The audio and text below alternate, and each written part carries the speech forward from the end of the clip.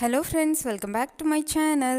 அனைவருக்கும் மிகப்பெரிய வணக்கம். இன்றைக்கி எதை பற்றின வீடியோ அப்படின்னு சொல்லி பார்த்தீங்கன்னா, உங்கள் குழந்தைய பற்றி நீங்கள் தெரிஞ்சிக்க வேண்டிய முக்கியமான 8 விஷயங்கள் தாங்க.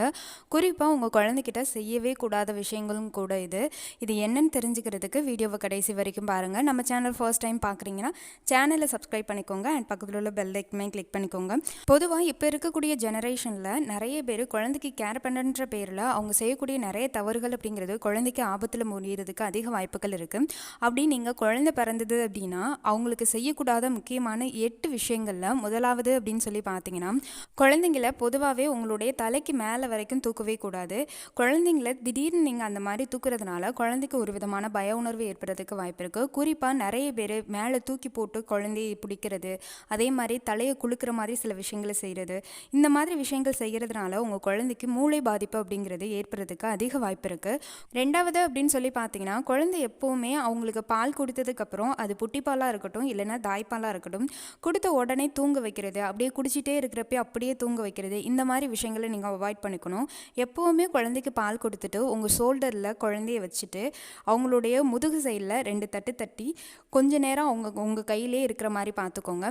அவங்களுக்கு ஒரு ஏப்பம் மாதிரி ஒரு இது வரும். அது வந்ததுக்கப்புறம் நீங்கள் குழந்தைய படுக்க வச்சிங்க அப்படின்னா குழந்தை வாந்தி எடுக்கிறது அந்த மாதிரி விஷயங்களை கொஞ்சம் அவாய்ட் பண்ணிக்குவாங்க. குழந்தைக்கு செரிமான ப்ராப்ளம் வராமல் இருக்கிறதுக்கும் ரொம்ப யூஸ்ஃபுல்லாக இருக்கும். அது மட்டும் இல்லாமல் குழந்தைக்கு நீங்கள் டைரெக்டாக ஸ்வெட்டர் இந்த மாதிரி துணிகளை பயன்படுத்தக்கூடாது. ஃபர்ஸ்ட்டு காட்டன் ஆடைகள் அது மாதிரியான லேசான ஆடைகளை உடுத்திட்டு அதுக்கப்புறம் தான் ஸ்வெட்டர் மாதிரியான கொஞ்சம் கனமான ஆடைகளை உடுத்தணும். ஏன்னா குழந்தையோட ஸ்கின் ரொம்ப சாஃப்டாக இருக்கிறதுனால சில குழந்தைகளுக்கு அலர்ஜி வர்றதுக்கு அதிக வாய்ப்புகள் இருக்குது. அதே போல் அடுத்ததுன்னு பார்த்தீங்கன்னா, அதிக துணிகள் போற்றி குழந்தைய படுக்க வைக்கக்கூடாது. நிறைய பேர் குளிரும் அப்படின்ற காரணத்துக்காக குழந்தைய சுற்றி நிறைய துணிகளை போட்டு போர்த்தி வச்சுருப்பீங்க.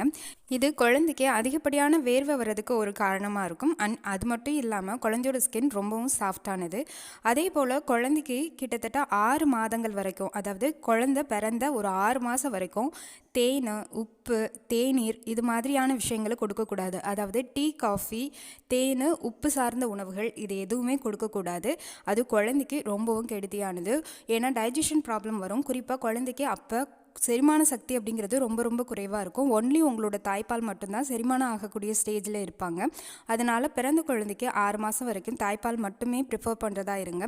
அதே போல் குழந்தைக்கு அதிகப்படியான பர்ஃப்யூமோ இல்லை அப்படின்னா ஏதாவது பவுடரோ நீங்கள் பயன்படுத்துகிறத அவாய்ட் பண்ணணும்.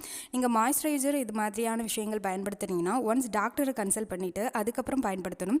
ஏன்னா சில குழந்தைகளுக்கு சுவாச கோளாறுகள் வர்றதுக்கு இந்த மாதிரியான பர்ஃப்யூமோ நீங்கள் குழந்தைக்காக பயன்படுத்தக்கூடிய பவுடர்லேயோ சில சுவாச கோளாறுகள் ஏற்படுத்தக்கூடிய கெமிக்கல்ஸ் இருக்கிறதுக்கு வாய்ப்புகள் இருக்குது.